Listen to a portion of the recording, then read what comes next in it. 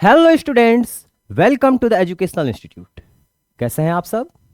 Hope that बहुत ही अच्छे होंगे, पढ़ाई भी अब अच्छे से कर रहे होंगे आप लोग। तो बच्चों, हम लोग आते हैं सीधे अपने टॉपिक पे। हम लोग क्या पढ़ रहे थे? तो सेक्सुअल रिप्रोडक्शन इन ह्यूमन। इस सेक्सुअल रिप्रोडक्शन इन ह्यूमन में हम पिछले क्लास में डिस्कस किए थे मेल रिप्रोडक्टिव सिस्टम। क्या? Male reproductive system. इससे रिलेटेड हर चीज हम लोगों ने देखा था। आज हम बात करेंगे फीमेल रिप्रोडक्टिव सिस्टम की। ठीक है, जब male reproductive system, female reproductive system हम समझ जाएंगे पूरी तरीके से, तब हम क्या देखेंगे? इनके थ्रू गैमेट का फॉर्मेशन। तो आज का हमारा टॉपिक क्या है बच्चों? Female reproductive system. चलिए, तो अब हम लेक्चर को स्टार्ट करते हैं। आप लोग भी अच्छे से पानी वानी पी के बैठ जाइए। अगर नोट्स बनाना है तो पेन कॉपी भी ले लीजिए। ठीक है, चलिए स्टार्ट किया जाए अब लेक्चर।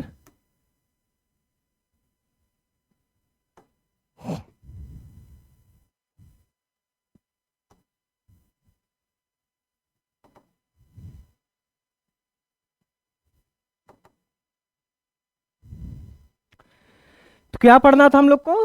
Female reproductive system.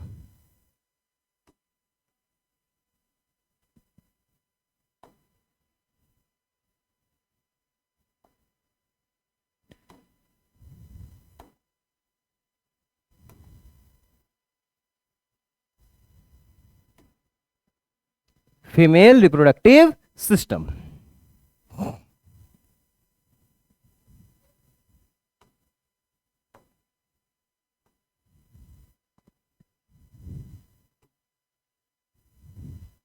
इस फीमेल रिप्रोडक्टिव सिस्टम में हम बात किन चीजों की करेंगे? तो फीमेल रिप्रोडक्टिव सिस्टम में पहले क्या होता है? Primary sex organ. क्या?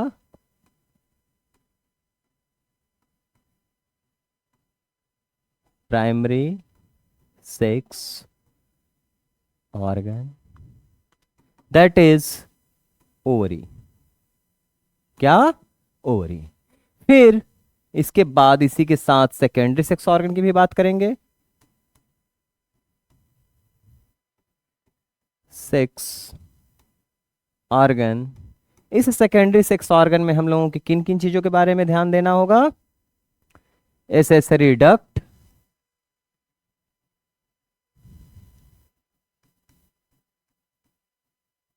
एसेसरी डक्ट,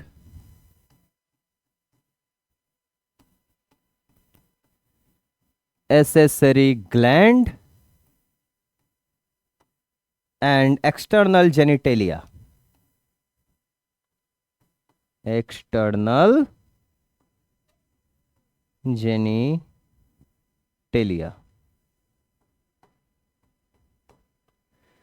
एसेसरी डक्ट में हम लोग किसकी बात करेंगे? तो एसेसरी डक्ट में क्या क्या आ जाएगा?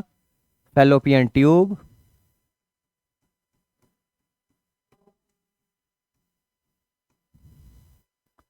Next uterus, next vagina.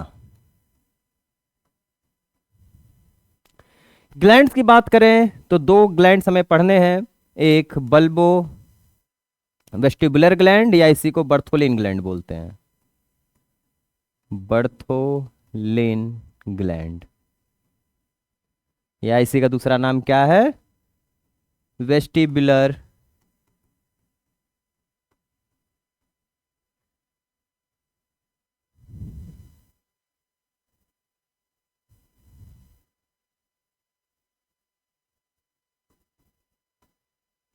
Bulbo gland या bulbo vestibular gland.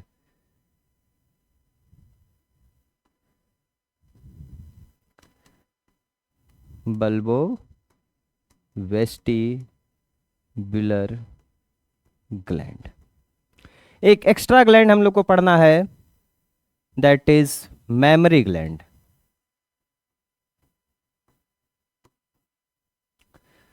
External genitalia भी देखना हमें। एक्सटर्नल जेलिटेरिया में हम लोग बात करेंगे labia majora, labia minora and mons pubis की। किसकी? मॉन्स प्यूबिस की। तो ये सब किस में आ जाएंगे? एक्सटर्नल जेनिटेलिया में। क्या क्या? Labia minora, labia majora, mons pubis, ये सब एक्सटर्नल जेनिटेलिया में।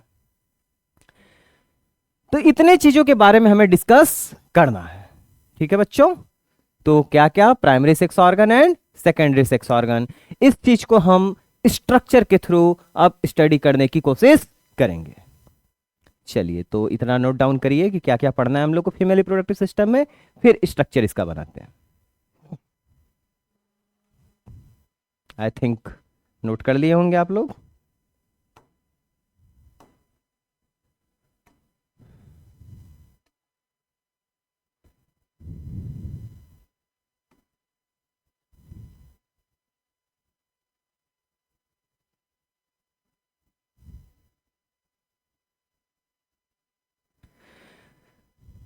ये है ओवरी। ओवरी कहां प्रेजेंट होता है बच्चों? तो ये प्रेजेंट होता है एब्डोमिनल कैविटी में। कहां पे? एब्डोमिनल कैविटी में।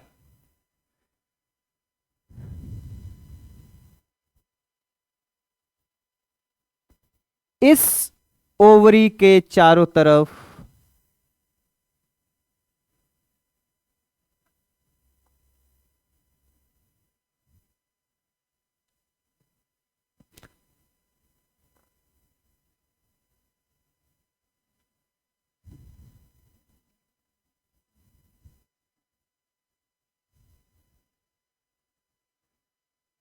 ये ग्लैंड्स प्रेजेंट होते, सॉरी डक्ट प्रेजेंट होते हैं।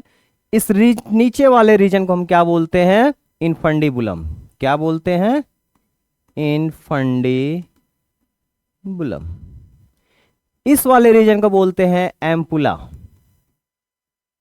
और इस रीजन को बोलते हैं इस्थमस। क्या बोलेंगे? इस्थमस। ये कनेक्टेड रहते हैं किसके थ्रू?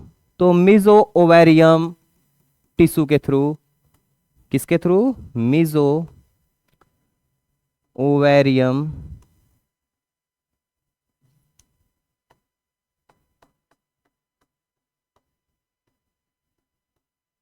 टिश्यू के थ्रू, या कनेक्टिव टिश्यू के थ्रू। मिजो ओवेरियम के थ्रू ये कनेक्टेड होते हैं। और ये जो फिंगर लाइक प्रोजेक्शंस आपको दिखाई दे रहा है, इसी को क्या बोलते हैं हम? फिम्ब्री। क्या बोलते हैं? फिम्ब्री।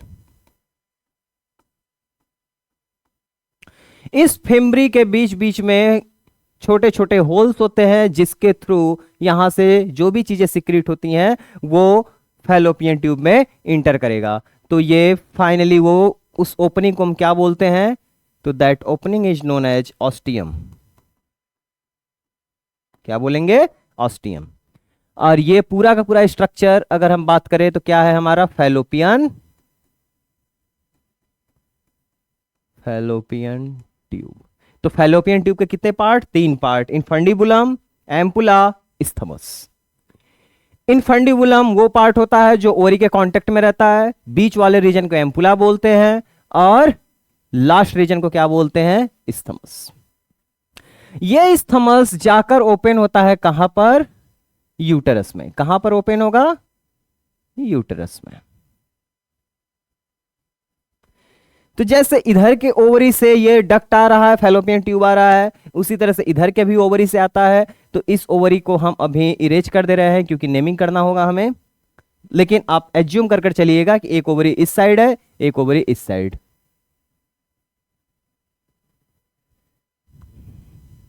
ठीक। अब इसी ये जो ओवरी है, इस ओवरी का जो आउटर वॉल होता है, इसको बोलते हैं क्या? ट्यूनिका एल्बुजिना। क्या बोलते हैं? ट्यूनिका एल्ब्यूजिना। इस ट्यूनिका एल्बुजिना वॉल के अंदर ओवरी के 2 रीजन्स होते हैं। ऊपर वाले रीजन को बोलते हैं हम कॉर्टेक्स,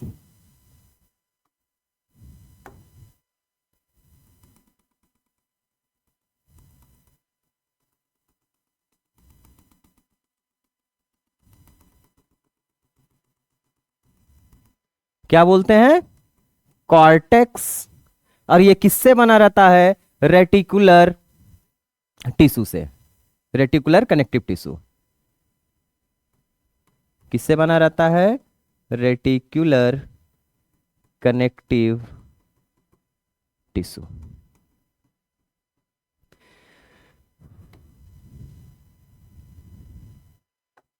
इसके अंदर कौन सी लेयर होती है, तो मेडुला रीजन होता है इसके अंदर। ये मेडुला रीजन किस चीज से बना रहता है, तो मेडुला बना रहता है किससे,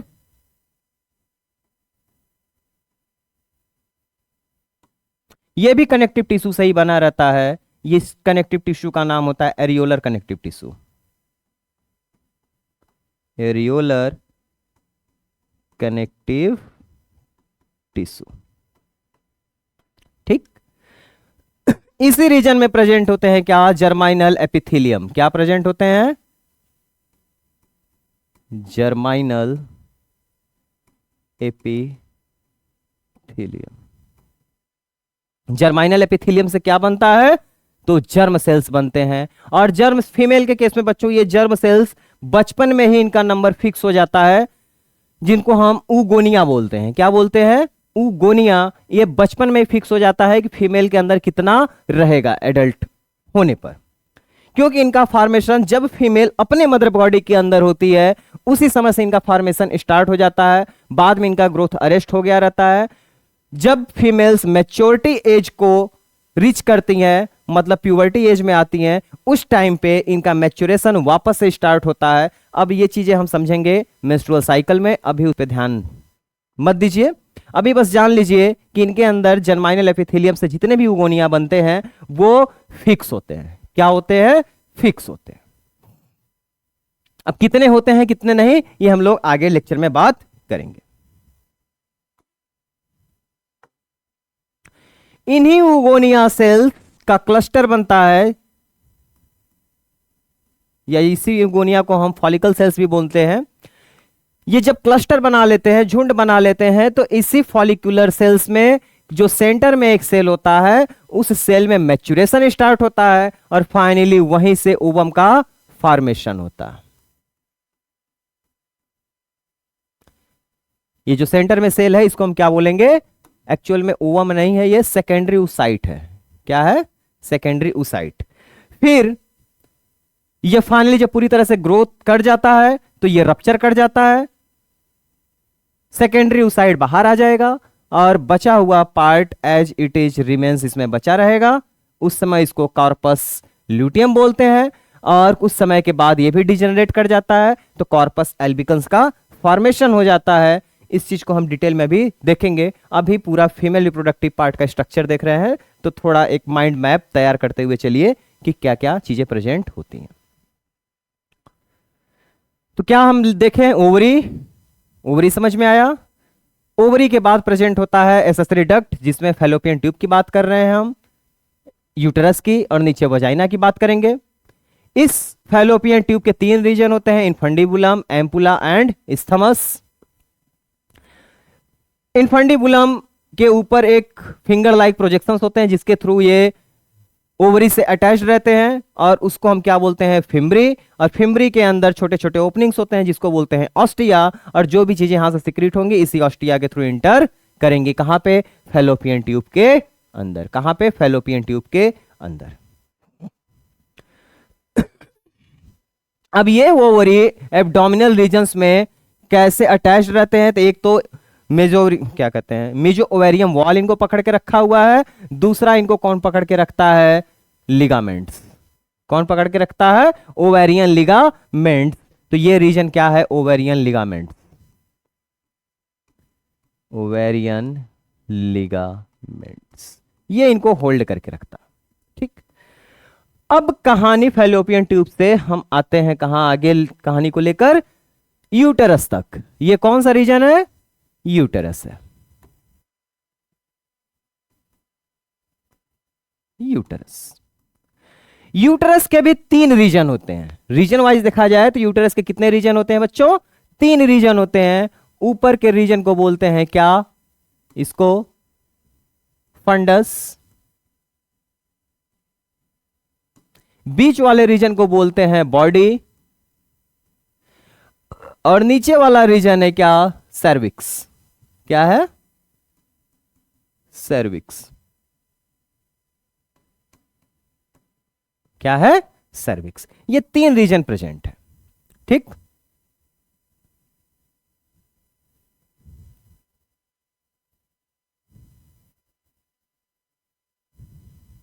ये सर्विक्स रीजन है, ये बॉडी रीजन है, और ये फंडस रीजन है। ये तो रीजन के हिसाब से। अब इनके वॉल की बात करें तो यूटेरस में टोटल 3 वॉल होते हैं, 3 लेयर्ड वॉल होते हैं। सबसे बाहर वाले को बोलते हैं हम पेरिटोनियम, पेरिटोनियम बोल रहे हैं, सॉरी, पेरीमेट्रियम,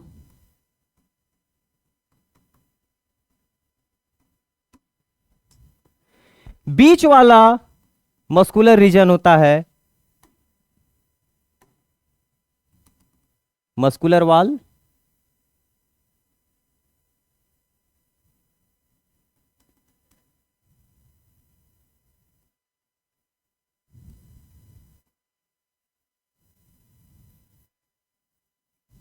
इस बीच वाले वॉल को बोलते हैं हम क्या, मायोमेट्रियम।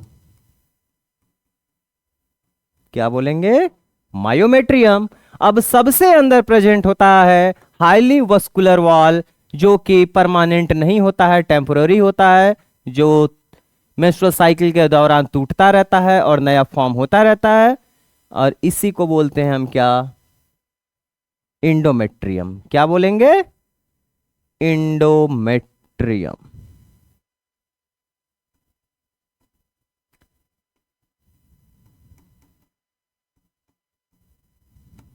इंडोमेट्रियम। अब जैसे ये पूरा का पूरा हम इस साइड से स्ट्रक्चर बना रहे हैं, वैसे इस साइड भी प्रेजेंट रहता है। तो 2 ओवरी प्रेजेंट रहते हैं कहां, हमारे एब्डोमिनल रीजन्स में। ये एब्डोमिनल रीजन्स में जो ओवरी रहते हैं, ये यूटेरस से कनेक्टेड रहते हैं वाया फैलोपियन ट्यूब।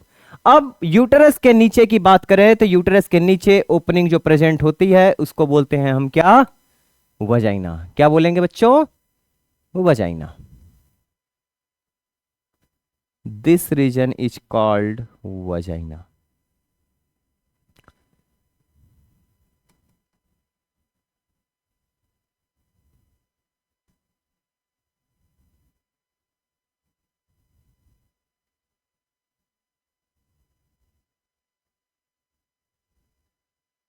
ये भी मस्कुलर होते हैं, और जो इनकी इनर लाइनिंग होती है, अंदर की लाइनिंग, वो किससे बनी रहती है, नॉन किरेटिनाइज्ड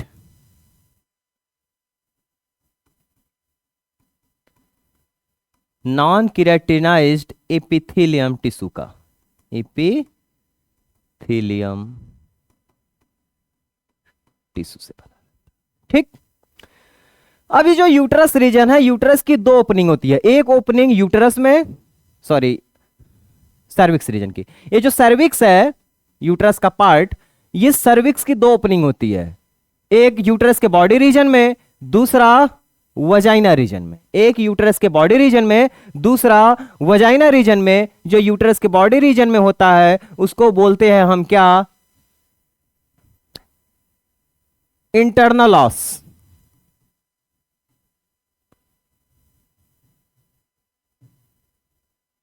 इंटरनल ऑस। और जो बाहर के साइड या वजाइना में ओपन होता है उसको बोलते हैं एक्सटर्नल ऑस। क्या बोलेंगे बच्चों, external ऑस, OS।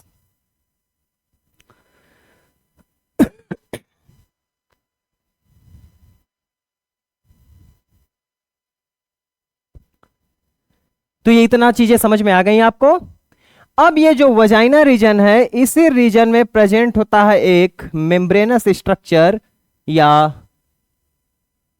Perforated membranous structure हम बोल सकते हैं। क्या बोलेंगे, परफोरेटेड मेम्ब्रेनस स्ट्रक्चर। इसी परफोरेटेड मेम्ब्रेनस स्ट्रक्चर को हम बोलते हैं हाइमेन। हाइमेन, जो एक मिथ है कि ये साइन ऑफ प्योरिटी होता है। क्या है? Sign of purity. लेकिन ये मिथ होता है, क्योंकि ये हाइमन जरूरी नहीं है कि सेक्सुअल इंटरकोर्स कोर्स के वजह से ही ब्रेक डाउन हो, ये किसी भी मैकेनिकल इंजरी के थ्रू ब्रेक डाउन हो सकता। ठीक है, ये पहले माना जाता था कि नहीं, ये हाइमन सेक्सुअल इंटरकोर्स के दौरान ही ब्रेकआउट होता है, लेकिन ऐसा कुछ नहीं है। स्पोर्ट्स के वजह से, मैकेनिकल इंजरी की वजह से, किसी भी तरीके से ये हाइमन ब्रेक डाउन हो सकता है। तो इसको अब हम साइन ऑफ प्योरिटी नहीं कंसीडर करते हैं, पहले कंसीडर किया जाता था। ठीक, तो ये कहानी है फीमेल रिप्रोडक्टिव सिस्टम की अंदर से। अब ये तो ओपनिंग है। क्या है? ओपनिंग है, जिसको हम वेजाइनल ओपनिंग बोलते हैं। ये पूरा रीजन कौन सा है? वजाइना। और ये जो माउथ लाइक स्ट्रक्चर है, इसको बोलते हैं वजाइनल ओपनिंग। क्या बोलेंगे? Vaginal opening. अब हम थोड़ा सा डिटेल बात करें कि कैसे इसके अंदर फॉर्म होता है क्या ओवम। थोड़ा डिटेल स्ट्रक्चर हम देखेंगे ओवरी का। ये तो ओवरव्यू था पूरे के पूरे रिप्रोडक्टिव सिस्टम का, तो हम अब ओवरी के डिटेल स्ट्रक्चर को देखेंगे। इसका आपको स्क्रीनशॉट लेना है तो ले लीजिए, कुछ नोट डाउन करना है तो कर लीजिए।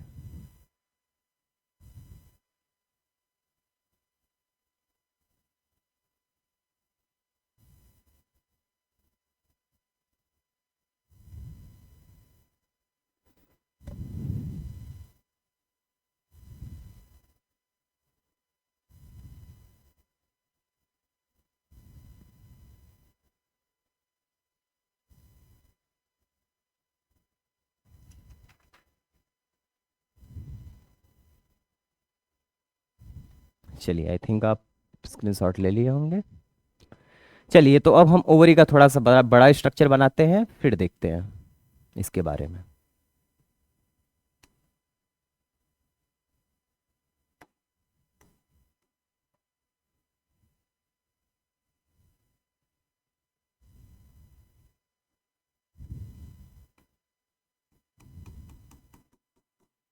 ये क्या है? मिजोवेरियम।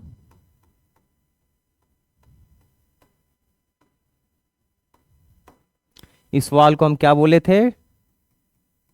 Tunica albuginea. अब इसमें दो रीजन्स थे, कॉर्टिकल रीजन्स एंड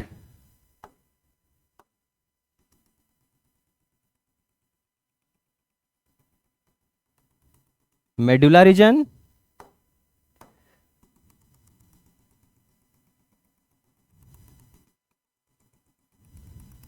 तो ऊपर कॉर्टिकल, नीचे मेडुला, कॉर्टेक्स, मेडुला। इसी मेडुला रीजन में कौन मैच्योर होता है? Follicular cells. कौन मैच्योर होगा? Follicular cells.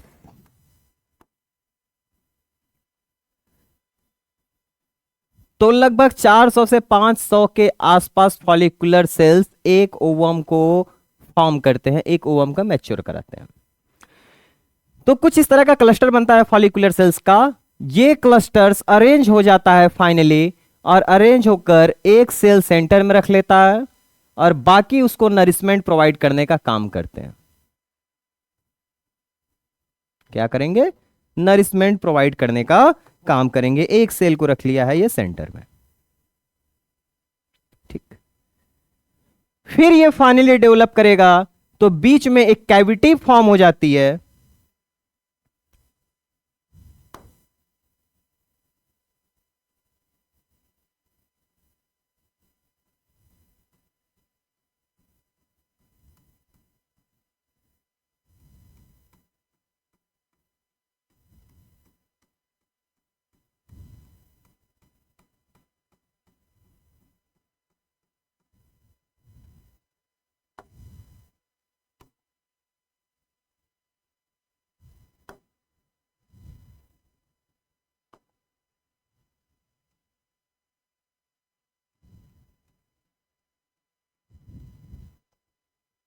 तो ये है हमारा क्या? डेवलपिंग ओवम, जिसको हम क्या बोलते हैं? Secondary oocyte। क्या बोलेंगे?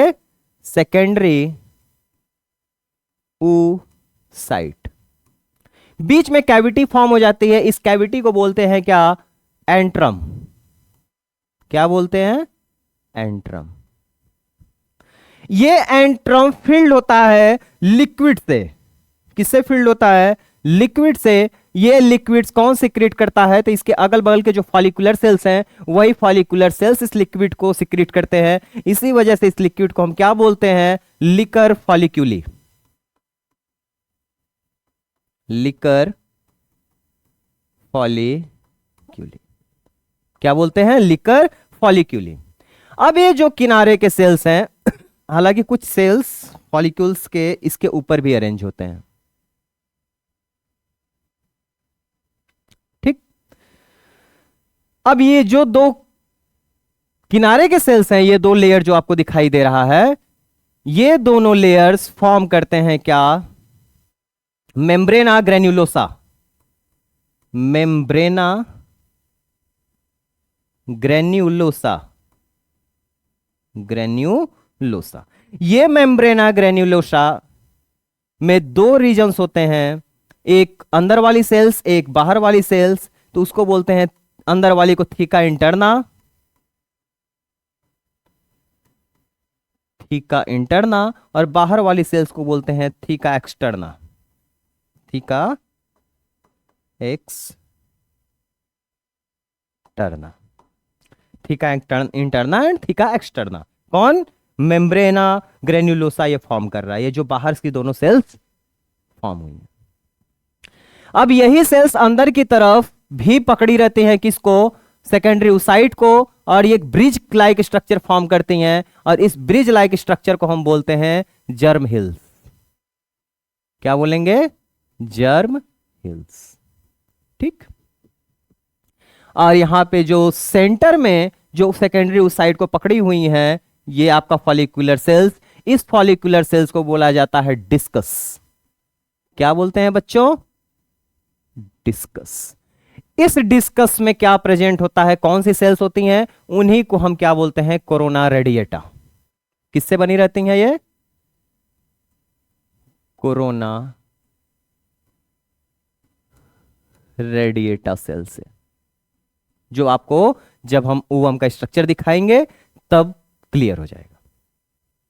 ठीक।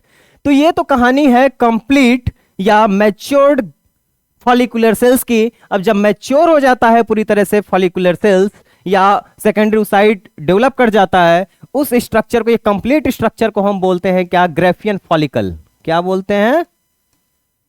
Graafian follicle. क्या बोलेंगे बच्चों? Graafian follicle. अब ये ग्रेफियन फॉलिकल रप्चर होगा, टूटेगा। टूटेगा तो सेकेंडरी oocyte बाहर आ जाएगा। सेकेंडरी oocyte बाहर, सेकेंडरी oocyte के ऊपर कुछ फॉलिकुलर सेल्स,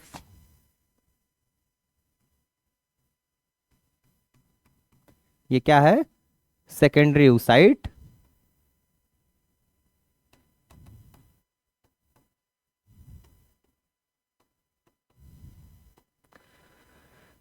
एक्चुअल में बात करते हैं बच्चों की ओवरी से क्या रिलीज होता है, तो ओवम, एक्चुअल में ओवम रिलीज नहीं होता। ओवम तब बनता है जब इसके कांटेक्ट में स्पर्म आता है। उसके पहले जिस स्टेज में ये रिलीज होता है उसको हम ओवम न बोलकर क्या बोलते हैं? सेकेंडरी oocyte बोलते हैं। क्या बोलेंगे? Secondary oocyte। अब ये जो बचा हुआ रीजन है, अब ये तो बाहर आ गया, अब बचा हुआ रीजन,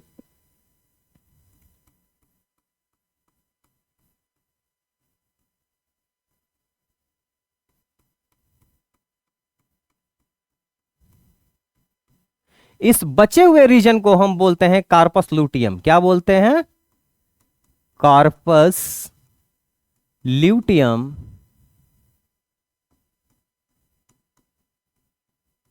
अब ये कार्पस ल्यूटियम क्या फॉर्म करता है इन फ्यूचर? तो ये फीमेल हार्मोन फॉर्म करता है, और वो कौन सा हार्मोन होता है? प्रोजेस्टेरॉन। प्रोजेस्टेरॉन। इस हार्मोन का रोल क्या होता है? तो इस हार्मोन का रोल हम फर्दर देखेंगे लेक्चर में। ठीक। तो इतनी चीजें आपको समझ में आ गई। इसका भी स्क्रीनशॉट ले लीजिए, या इसमें से कुछ नोट डाउन करना है तो नोट डाउन कर लीजिए।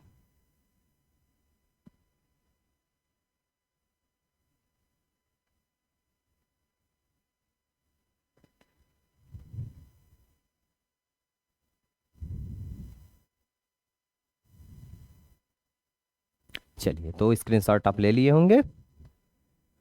तो ये कहानी थी कि कैसे सेकेंडरी oocyte का फॉर्मेशन होता है, फीमेल रिप्रोडक्टिव सिस्टम क्या होता है।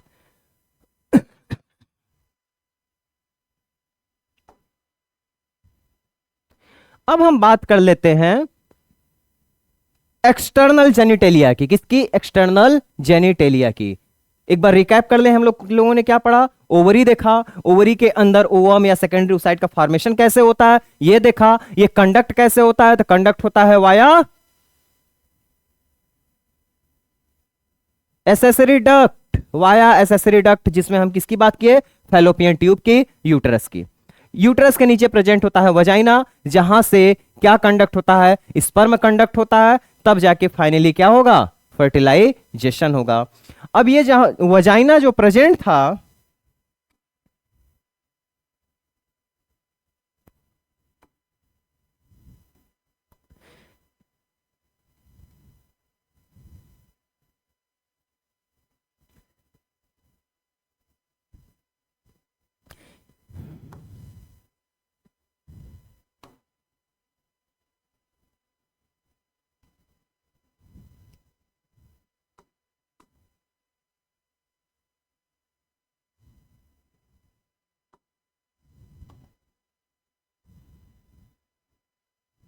ये जो वजाइना है ये एक्चुअल में इंटरनल स्ट्रक्चर है। वजाइना क्या है?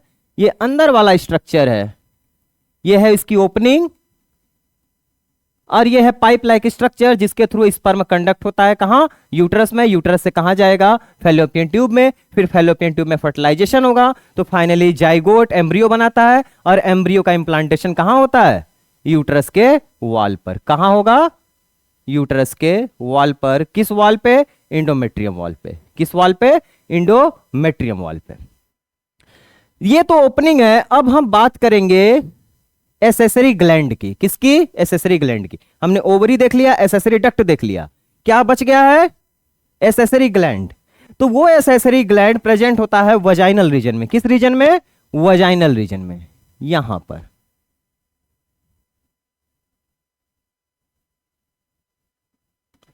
ये कौन सा ग्लैंड है? तो हम बात किए थे ये बर्थोलिन ग्लैंड है।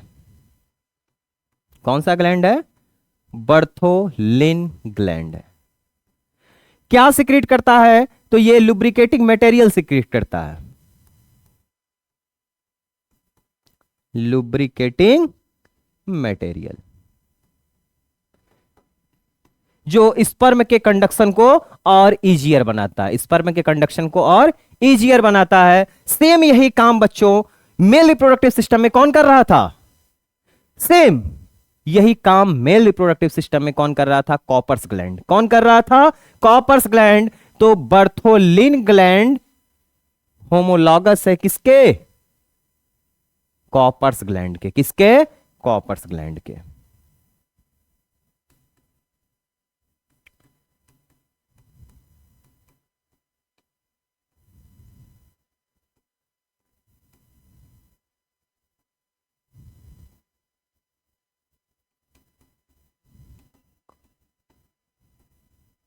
ठीक है, अब हम ग्लैंड्स के बारे में तो देख लिए। एक ग्लैंड अभी बचा है, मेमरी ग्लैंड। मेमरी ग्लैंड को हम थोड़ा बाद में डिस्कस करते हैं। अब ये ओपनिंग जहां पे है उस रीजन का, बाहरी रीजन को या आउटर रीजन को हम क्या बोलते हैं? तो उस रीजन को बोलते हैं क्या? External genitalia. क्या बोलते हैं? External genitalia. एक्चुअल में ये पूरा है स्लिट लाइक स्ट्रक्चर। कैसा स्ट्रक्चर है? स्लिट लाइक स्ट्रक्चर है। तो अब हम नेक्स्ट देखेंगे अब इसको स्लिट लाइक स्ट्रक्चर में ये बाहर से कैसे ओपन होता है और एक्सटर्नल रीजन में क्या क्या चीजें प्रेजेंट होती हैं। तो इतना ये लिखे रहिएगा।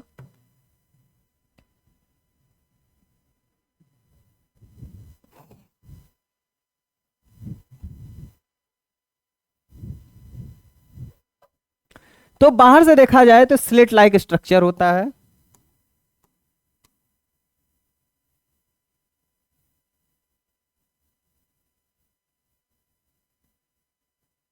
जिसमें दो ओपनिंग्स प्रेजेंट होती हैं। कितनी? दो ओपनिंग प्रेजेंट होती है। एक ऊपर की ओपनिंग होती है और एक ओपनिंग नीचे के साइड। इस ऊपर वाली ओपनिंग को बोलते हैं urethral opening.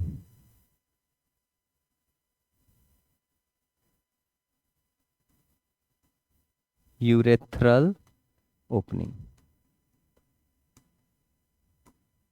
Urine pass out करने के लिए। दूसरी ओपनिंग वजाइनल ओपनिंग है।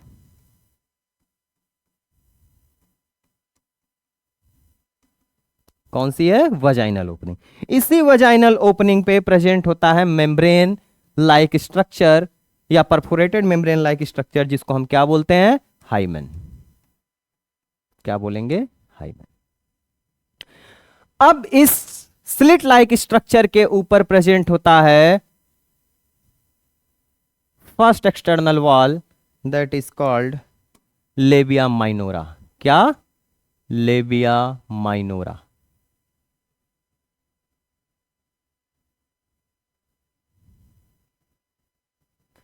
क्या प्रेजेंट होता है? Labia minora.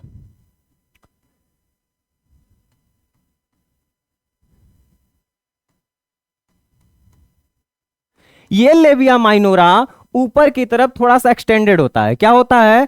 थोड़ा सा एक्सटेंडेड होता है। और इसी एक्सटेंडेड रीजन में प्रेजेंट होता है क्लिटोरिस। कौन प्रेजेंट होता है? क्लिटोरिस।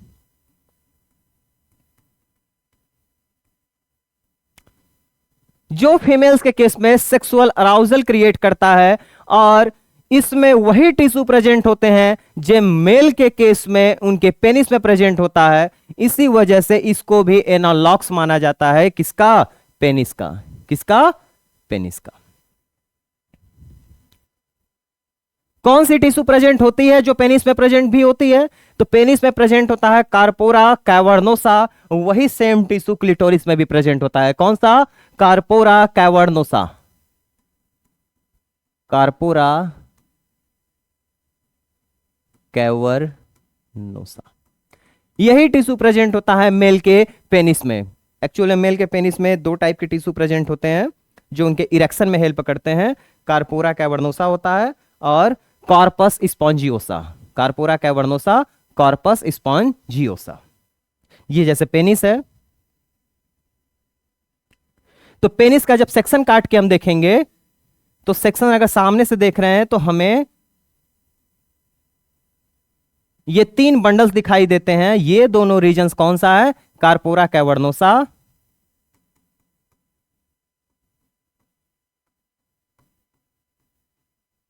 और ये रीजन होता है कॉर्पस स्पॉन्जियोसा। कॉर्पस स्पॉन्जियोसा। ये टीएस ऑफ पेनिस है। इसी कॉर्पस स्पॉन्जियोसा में यूरियोजेनाइटल ओपनिंग प्रेजेंट होती है। क्या है? यूरियोजेनाइटल ओपनिंग।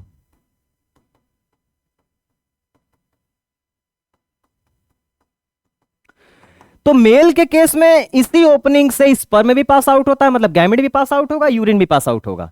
इसीलिए इसको यूरियोजेनाइटल ओपनिंग बोलते हैं। बट फीमेल के केस में यूरिन पास आउट करने के लिए अलग ओपनिंग है जिसको यूरेथ्रल ओपनिंग बोलते हैं, और स्पर्म कंडक्ट करने के लिए अलग ओपनिंग है, that is called vaginal opening. क्या है? Vaginal opening. तो ये जो टिश्यू है इसी का नाम है कार्पोरा कैवर्नोसा। ये हाईली वस्कुलर टिश्यू होते हैं जो पेनिस के इरेक्शन में हेल्प करते हैं, और कॉर्पस स्पॉन्जियोसा भी हाईली वस्कुलर होता है। इसके अगल बगल भी कनेक्टिव टिश्यू प्रेजेंट होते हैं। कनेक्टिव टिश्यू तो सेम यही वाला टिश्यू इस क्लिटोरिस में भी प्रेजेंट होता है, इसीलिए इसको पेनिस का एनालॉग माना जाता है। क्या माना जाता है? पेनिस का एनालॉग। अब इसके ऊपर प्रेजेंट होता है क्या? Labia majora. क्या प्रेजेंट होगा? कौन सा लेयर? Labia majora.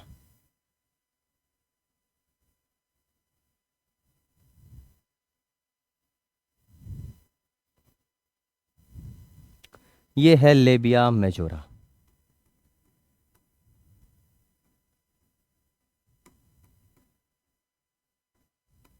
ये दोनों फ्लैप लाइक स्ट्रक्चर होते हैं, मतलब fold like structure.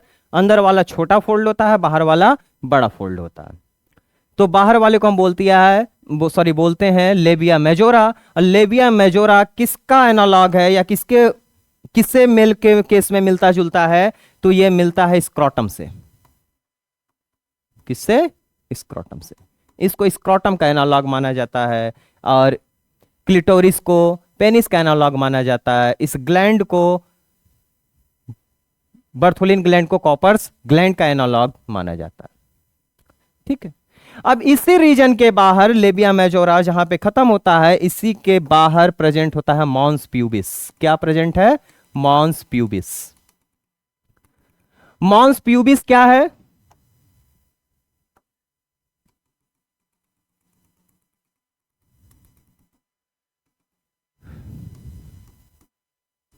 Mons pubis, ये मॉन्स प्यूबिस रीजन ही हेयरी रीजन है। कैसा रीजन है? हेयरी रीजन है।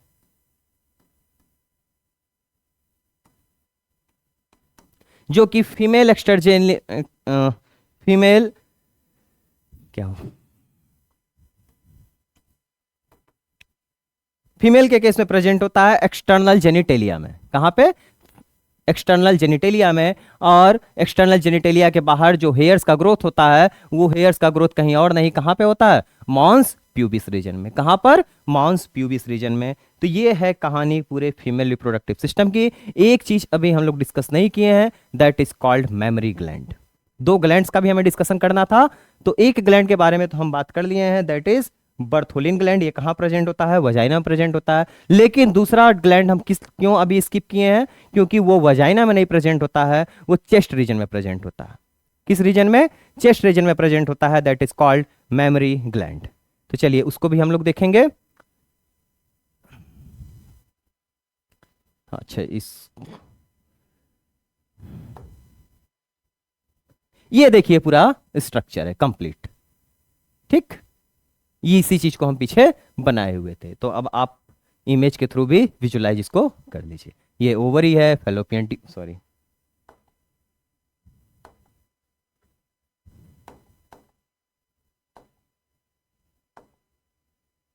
ये ओवरी है, ये फेलोपियन ट्यूब है, ये यूटरस है, ये आपका सर्विक्स है, ये vagina.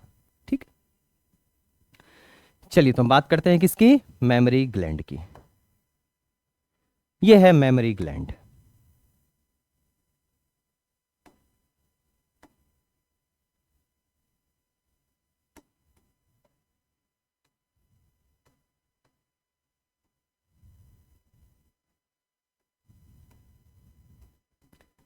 Mammary gland, mammary gland में क्या प्रेजेंट होता है? तो मेमरी ग्लैंड में एरियोलर टिश्यू प्रेजेंट होते हैं और एडिपोस टिश्यू प्रेजेंट होते हैं। एरियोलर टिश्यू और एडिपोस टिश्यू, इनका काम क्या होता है? एरियोलर टिश्यू और एडिपोस टिश्यू का, तो ये लैक्टिफेरस ग्लैंड होते हैं। कैसे ग्लैंड होते हैं? Lactiferous gland.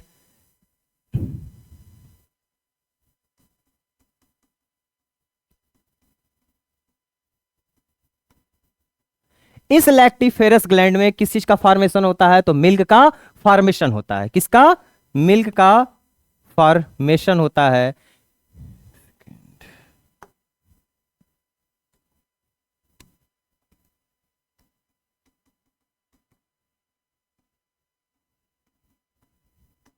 और ये जो मिल्क का फॉर्मेशन ये करा रहा है, ये वाया ट्यूब्यूल्स कंडक्ट होता है। कहां पे?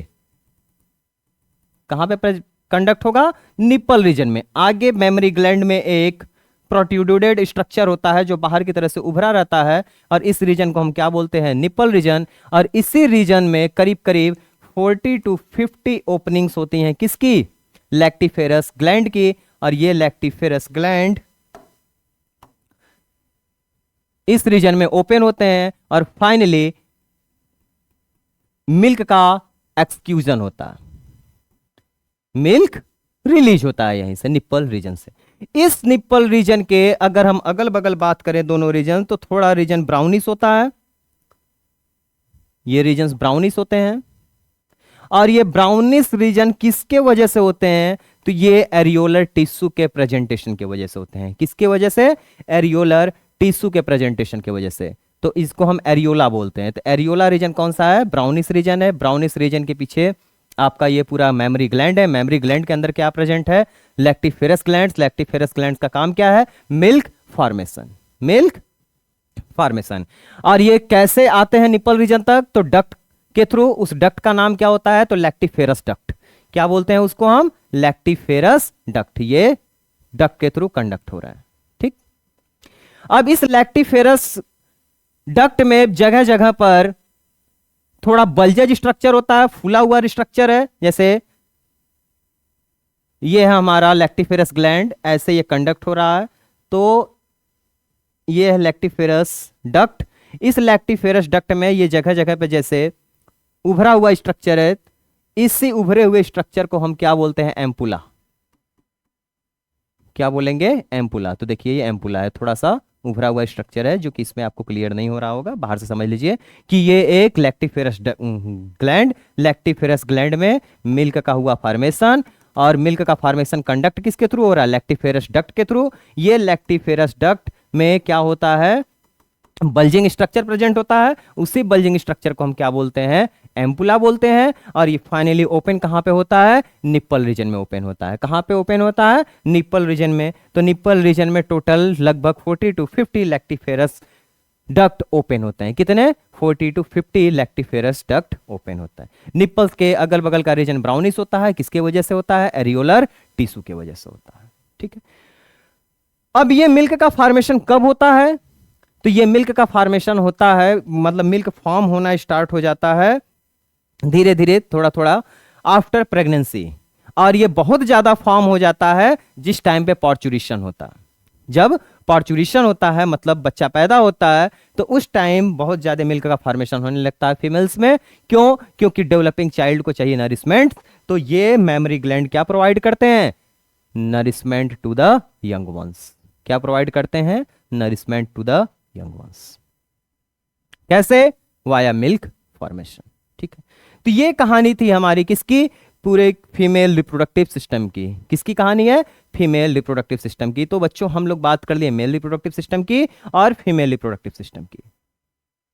थोड़ा सा रिकैप करते हैं। हम लोग रिप्रोडक्टिव सिस्टम में दो बात किए थे, primary sexual character, secondary sexual character. Primary sexual character में primary sexual character of male and female. Male में primary sex organ, secondary sex organ की हमने बात की मेल में, और फीमेल में भी प्राइमरी सेक्स ऑर्गन और सेकेंडरी सेक्स ऑर्गन की बात की। प्राइमरी सेक्स ऑर्गन हमारा मेल के केस में क्या था? टेस्टिस। सेकेंडरी सेक्स ऑर्गन में क्या क्या था? Accessory duct, accessory glands and external genitalia. वही फीमेल के केस में भी primary sex organ ovary, secondary sex organ क्या? Accessory duct, accessory glands and external genitalia. तो ये कहानी हमारी हो गई प्राइमरी सेक्सुअल कैरेक्टर की। अब सेकेंडरी सेक्सुअल कैरेक्टर भी बिल्डअप होता है किसमें? मेल और फीमेल के केस में, प्यूबर्टी एज में। ये प्यूबर्टी एज कब होती है? तो फीमेल के केस में लगभग 10 से 11 साल के आसपास, और मेल के केस में 12 से 13 के आसपास एवरेज माना जाता है। ये फिक्स नहीं है, ये किसी में ऊपर किसी में नीचे हो सकता है। क्लाइमेटिक कंडीशंस, इन्वायरमेंटल कंडीशन पे भी चीजें डिपेंड करती हैं, लेकिन एक एवरेज एज माना जाता है फीमेल के केस में 10 से 11 साल और मेल के केस में 12 से 13 साल या 11 से 12 साल, ठीक है। तो उस केस में कुछ हमें मॉर्फोलॉजिकल चेंजेस दिखाई देते हैं मेल के केस में और फीमेल के केस में।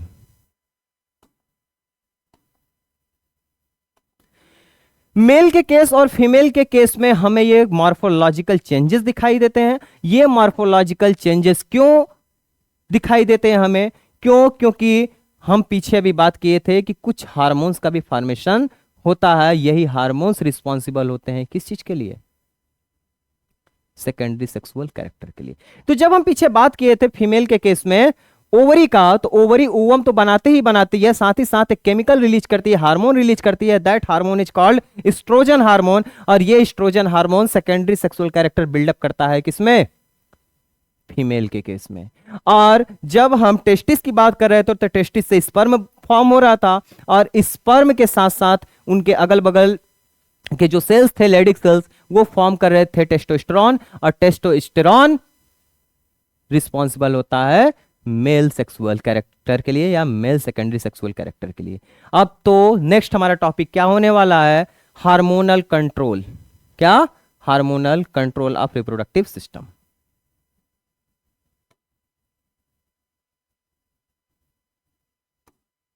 तो नेक्स्ट हम बात करेंगे हार्मोनल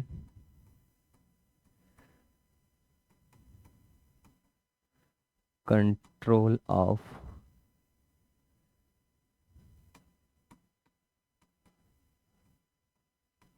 रिप्रोडक्टिव सिस्टम। एक साइड हम पहले मेल की बात करते हैं, इन मेल। मेल के केस में दो हार्मोन रिलीज होते हैं, कहां से? पिट्यूटरी से। कहां से? पिट्यूटरी। पिट्यूटरी कहां है? ब्रेन रीजन में। कौन कौन सा? FSH और दूसरा ICSH। FSH क्या है?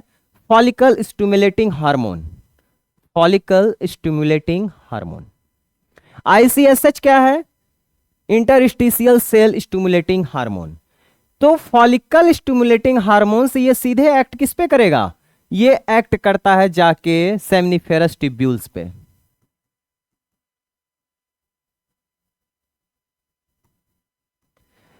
सेमनीफेरस ट्यूब्यूल्स क्या फॉर्म कराएगा? स्पर्म। क्या फॉर्म कराएगा? स्पर्म। स्पर्म का फॉर्मेशन यहां से होता। वहीं ICSH ये एक्ट करेगा लेडिक सेल्स पे। किस पे? लेडिक सेल्स पे। और ये लेडिक सेल्स सेमनीफेरस ट्यूब्यूल्स के बाहर का सेल्स होती हैं, और ये लेडिक सेल्स रिलीज करती हैं टेस्टोस्टेरॉन। टेस्टोस्टेरॉन। और टेस्टोस्टेरॉन का दो काम होता है, एक ये स्पर्म फॉर्मेशन में भी हेल्प करता है, दूसरा इसका काम होता है सेकेंड डेवलपमेंट ऑफ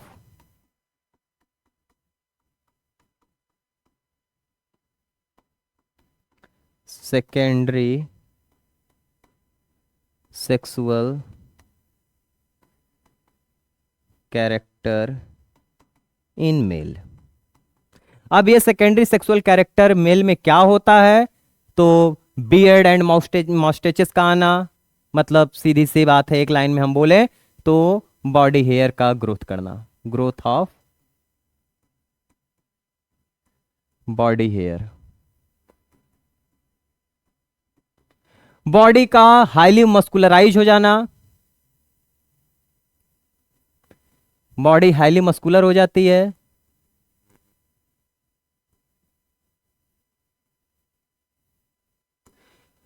वॉइस मोटी हो जाती है, जिसको हम बोलते हैं लो पिच वॉइस।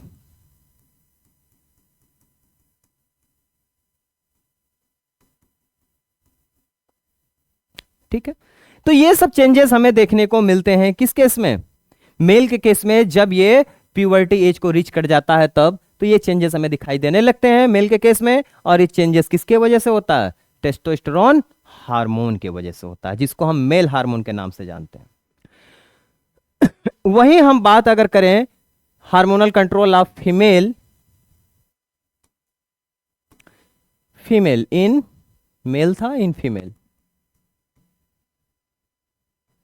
फीमेल में भी दोनों हार्मोन रिलीज होते हैं, कौन कौन से? FSH और दूसरा LH। FSH का काम होता है क्या? फॉर्मेशन ऑफ या development of maturation of ovum, maturation of ovum. और जिस टाइम पे ओवम का मैच्यूरेशन होता रहता है, या इसी को हम ओवम नहीं बोलते हैं, सेकेंडरी ओसाइड बोलते हैं,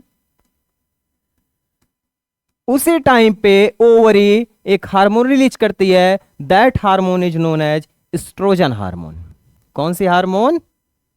oestrogen hormone. That estrogen hormone is responsible for development of secondary sexual character in female. एक तो ये ओवम के फॉर्मेशन में भी हेल्प करेगा, दूसरा development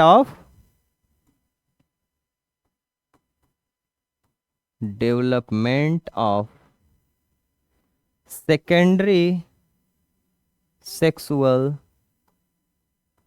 character in female. Secondary sexual character in female, तो फीमेल के केस में सेकेंडरी सेक्सुअल कैरेक्टर क्या होते हैं? तो फैट का डिपोजिशन, फैट डिपोजिशन बेसिकली चीक रीजन में,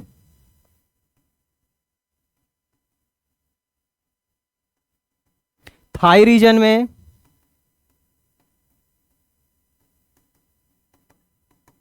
फैट का डिपोजिशन हो जाता है। वॉइस क्या हो जाती है? हाई पिच हो जाती है, पतली हो जाती है, high pitch voice, high pitch voice. और साथ ही साथ क्या हो जाता है हाई पिच वॉइस के साथ? इनके भी बॉडी पे हेयर्स ग्रोथ होता है, लेकिन बियर्ड माउस्टेचेस नहीं आते हैं। एक्सटर्नल जेनिटेलिया में हेयर का ग्रोथ होता है, आर्म प्रीट में हेयर का ग्रोथ होता है। तो हेयर, बॉडी हेयर ग्रोथ